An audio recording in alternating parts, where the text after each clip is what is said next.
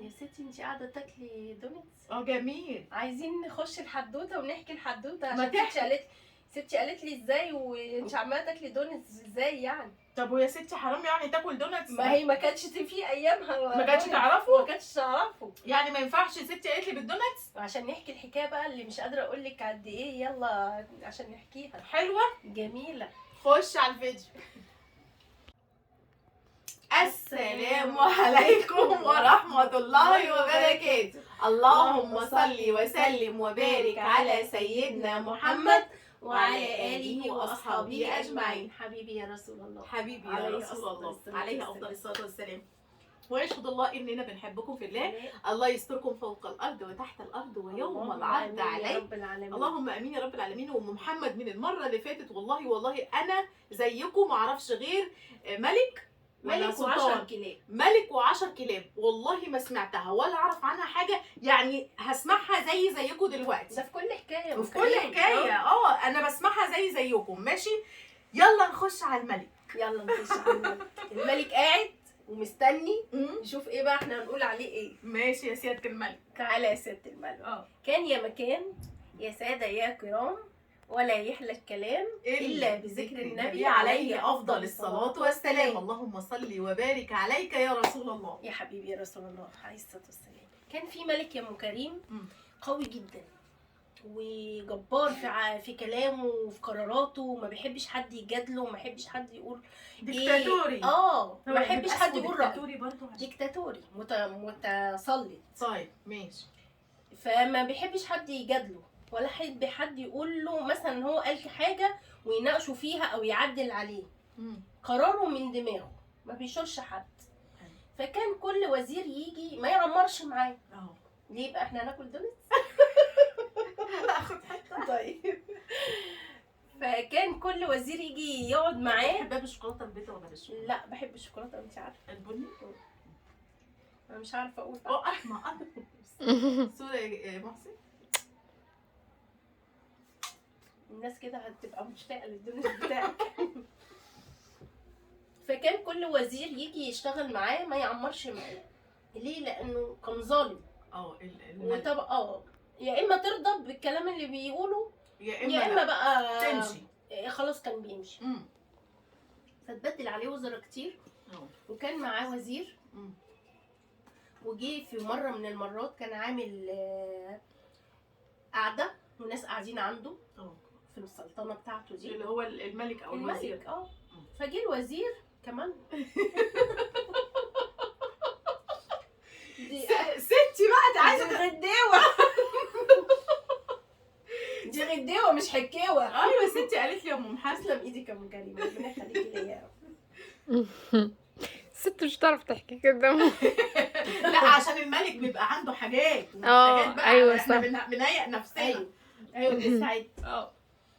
فجي الوزير بتاعه دوت ايه كان بيتكلم معاه وجي راح قايل في وسط الناس اللي قاعدين قرار للملك وراح معدل عليه في قراره او ايه راجعه في كلامه. فالملك اتغاظ منه جدا. ازاي انا ابقى في وسط الناس؟ انا ما عادش ليا هيبه. انا هيبتي راحت. طب ازاي ان انت تيجي تجادلني في وسط الناس كده؟ فراح ايه قال له لا انت هيتحكم عليك على الوزير. فراح جاي عامل ايه يا ام كريم؟ راح موصي زي السياف بتاعه كده. زي اسمه ايه مسرور ده زمان. ايوه يا مسرور. سيبني لبكره الله يخليك. سيبني لبكره الله يخليك. لا قال له ايه بقى؟ انا عايز 10 كلاب يكونوا من الكلاب المدربه. ده الملك اللي بيطلب من حد. بيطلب من السياف بتاعه كده. او من اللي هو الامين بتاعه، يعني حد عنده بيشتري له حاجته. طيب. فراح جايب ال10 كلاب وبدأ يربيهم ويوحشهم ويخليهم ياكلوا اكل بشراهه ني وحاجات كده عشان ايه؟ يخليهم مسروعين. ايوه مسروعين. فطبعا الملك بيعمل كده ليه؟ قال لك بدل ما انا احكم على حد بالاعدام وحد خلي الكنسل شيء تلقائي. فقال لك بدل ما اخلي اعدم حد وحد يراجعني في قراري مثلا او يقول ده ظالم بقى ويتكلموا عليه، لا انا هخليهم ايه؟ الكلاب دي تتعامل معاه. يا لهوي. فالمهم راح ايه، اي حد ولا ده السلطان بس ولا اللي هو الوزير بس؟ اي حد، اي حد واي حد هيجادله وهيعارضه يرمي لي الكلاب. يرمي لي الكلاب بقى. يا نهار ابيض. ده انت هتشوفي مفاجأة جميلة قوي. بس فعلا بجد ايوه فعلا اللي هو فعلا البني ادم اللي بيقدر يعفي عن الناس ده جميل. العفو. العفو. العفو عند المقدرة. ايوه. وبرده ايه، من اصلح واعفى فاجره على فأجره على الله. الله. فالمهم ايه يا ست الكل، راح ايه، وشوفي بقى ربنا لما يديكي اجر. طبعا يعني شوفي ربنا يعني اجرك اجر ايه بقى عند الله. عند الله. طب شوفي الله بقى خزاينه ملأة. يعني هتاخد ايه ولا ايه ده ولا ربنا عظيم وكريم. بس انت عافيت زي كده الاخوات او اي حد متشاحن. ايوه. ويجي يوم يوم القيامه يقول له انت مش عايز تعفي انا براحتك. كنت بصراحه كان في حد اذيني اذى كبير جدا جدا يعني. فكنت قبل ما اطلع العمره فقلت يا رب لا انا خلاص سامحته لوجه الله، سامحته ليك انت بس يعني لاجلك انت يا رب بس، انا سامحته لاجلك انت يا رب بس. ومع اني ما كنت برضو ان انا زعلانه كنت اقول حسبنا الله ونعم الوكيل، بس ما كنتش بدعي يعني ما اقولش يا رب كذا او كذا، لا كنت بس بقى ايه بقول له حسبنا الله ونعم الوكيل. لكن لما قبل ما اطلع قلت يا رب عفوت عنه من اجلك انت يا الله، انا عفوت عنه. فقلت بقى ده عشان اخد حاجه كبيره من عند ربنا ان شاء الله باذن الله باذن الله ان شاء الله باجر كبير عند ربنا يا رب يا رب. فالمهم يا ستي ايه، الملك دوت راح موحش الكلاب دي وخلاها اسوده مش كلاب. يا لهوي. فجه الوزير طبعا هو عداله الغلطه اللي عملها. ما قال لي بقى ايه قال لك انا كل واحد هيجي يقعد معايا شويه وهيمشي ومش لا خليه ده بقى يعني. و10 سنين وكان باله طويل قوي عليه الوزير ده. كان بيتحمل منه كل الاخطاء وكل حاجه، ويقول يعني ده الملك وانا رزقي هو في ايد ربنا سبحانه وتعالى، بس معلش انا بشتغل وباخد منه الاجر. ففضل طبعا ايه، فضل طبعا. انت سرحتي مني ولا ايه؟ لا مستنيه حكاوي ستي. لا ما هو. ففضل بقى الوزير ده الملك يتربص للوزير على اي غلطه. عايز يغلط غلطه ويسلمه بقى ويقول له تعالى لي بقى يلا تعالى لي للهوهو. فجي في يوم فعلا قاعدين وجي ناس وجم ناس عند الملك عايزين ياخدوا منه ايه رايه وياخدوا منه يعني استشاره لا يشتروا حاجات وعايزينه هو يوكلهم ان هم خلاص يشتروها يعني. ايوه. فطبعا جه الوزير قاعد في وسط القعده راح قايل للملك ايه بس يا ملك الحاجه دي مش بتاعتك عشان تقول فيها ان هم ياخدوها او ما ياخدوهاش. طب ما نجيب فلان عشان هو يفهم اكتر. لا يديها لهم هو صاحبها. بس بقى كانت الايه اخر وقعه بقى. تعالى لي بقى تعالى لي. ايه يا حنه الجمال ده. الله الله بالراحه بس على مهلك. بسم الله بتاعتي من غير صينيه كده ولا اي حاجه. اصل ما ستي بقى ما كانش عندها صينيه ولا ايه، بس كان عندها صينيه كده اسمها ايه النحاس. كانت ستي عندها صينيه نحاس كده. والله صواني ستي انا هسال عمتي عليهم لو لقيتهم اديهم لي يا عمتي. صواني ستي.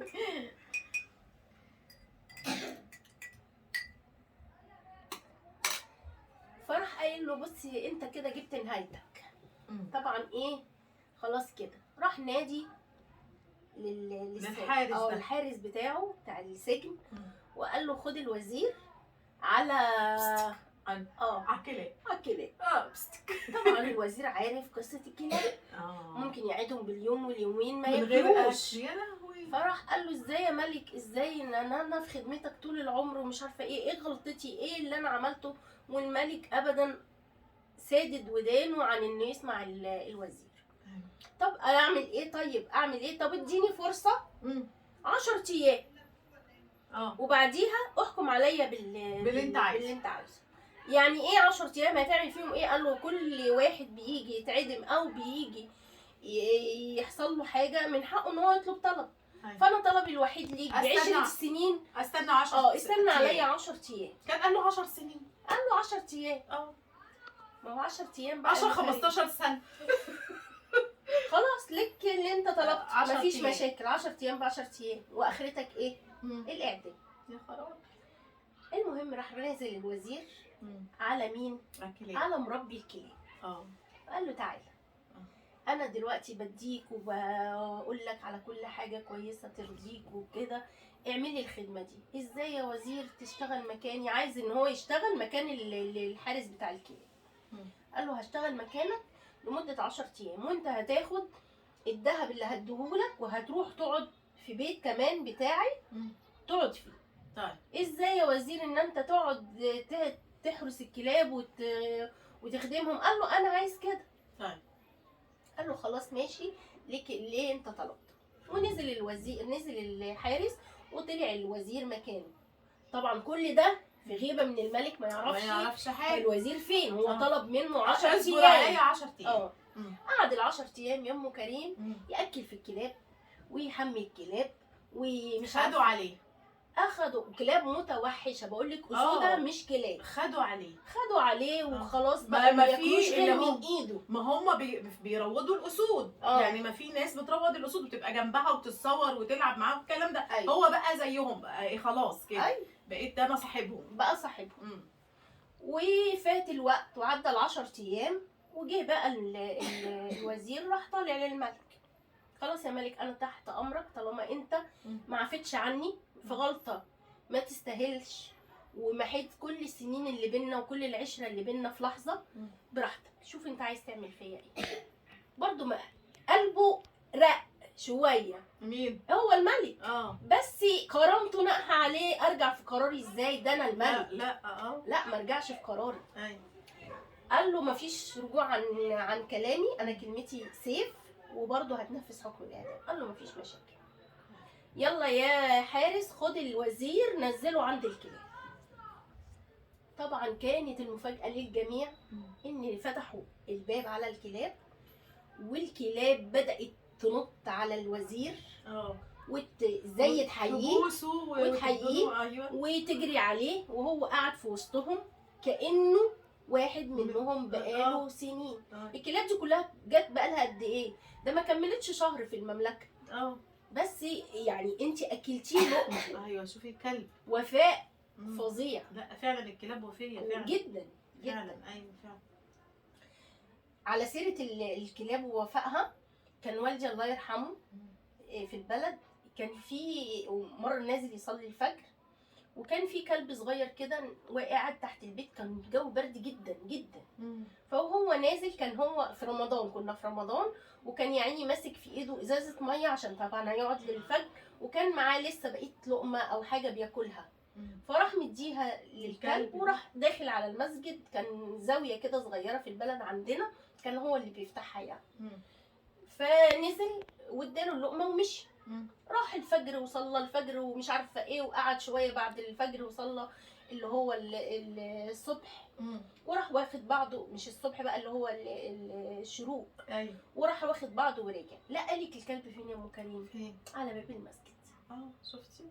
ولقمه ده مره. ايوه سبحان الله. بقت عاده يوميه، كل يوم يستناه في نفس الميعاد ويوصله البلد.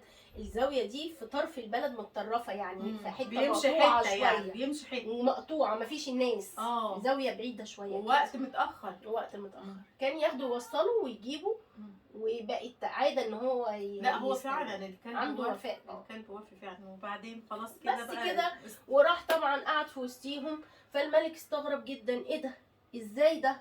انا بربيهم عشان ياكلوا، يعني ياخدوا بقى حق مثلا ياكلوا الراجل، او انا دلوقتي دوت بعته لكم، ازاي كده؟ قال له يا ملك انا عشرتك سنين زي ما عايز يقول له ايه، ما تمرش فيك العيش 10 ايام مع الكلب. 10 ايام مع كلب كان عنده وفاء، ومعلش ما رضيش لا ياكلني ولا رضي يأذيني، وانت غلطه واحده وقفت لي عليها ورميتني للكلاب. ودي حكايه الملك والعشر كلاب. الملك والعشر كلاب. الملك اتعاشر كام سنه؟ يعني الكلاب اتعاشرت 10 ايام. العشره فعلا دي حاجه طبعا. لا العيش والملح كمان يعني. لما حد ياكل في بيت حد او ياكل معاه، مش ضروري في بيته، عيش وملح لازم يصوموا. لازم يصوموا. ربنا يتولانا والله المستعان. وحكايه جميله قوي قوي يا ام محمد. حزوره ولا فزوره؟ فزوره. سؤال جواب. قول. طيب ايه الباب اللي ما تقدريش تفتحيه ابدا؟ باب السيئات. ده باب السيئات مفتوح على طول. في ناس مش كتير. عايزه اقفله، مش عايزه افتحه يا ماما. باب ما اقدرش. في باب لا باب تفتحيه، الفتنة؟ في باب لا تفتحيه بمفتاح اه ولا تقدري تورديه ولا تعمليه. الفتنة؟ مش الفتنة يعني باب بجد ولا لا؟ باب، ايوه باب بجد. ولا اقدر افتحه ولا اقدر اقفله؟ لا ما اعرفش. ما تقدريش؟ لا. مش عارفه. لا انت الباب المفتوح تقدري تفتحيه؟ ما هو مفتوح. ما هو مفتوح طبيعي. هتفتحيه ازاي؟ هتفتحيه ازاي؟ حلوة حلوة حلوة. طب هتحكي لنا ايه المرة الجاية؟ المره الجايه يا ام كريم هحكي لك حاجه اه عن السعاده، الله. بس ما فيش يا عيني نصيب من السعاده في اسمه. لكن هو سعيد هو سعيد لكن ما عندوش نصيب من اسمه فيها في السعادة. في السعاده. وكانت امه دايما تدعي له اه يا رب يا سعيد يكون لك حظ من اسمك، يا رب يا سعيد يكون لك حظ من من اسمك. اسمك. نيجي بقى نشوف سعيد ليه حظ من اسمه ولا لا الحلقة الجاية مع ستي قالت لي. وزي ما بدأنا بالصلاة على النبي ننهي بالصلاة على النبي. اللهم صل وسلم وبارك على سيدنا محمد وعلى آله وأصحابه أجمعين. حبيبي يا رسول الله ما تنسوش اللايك. باي باي.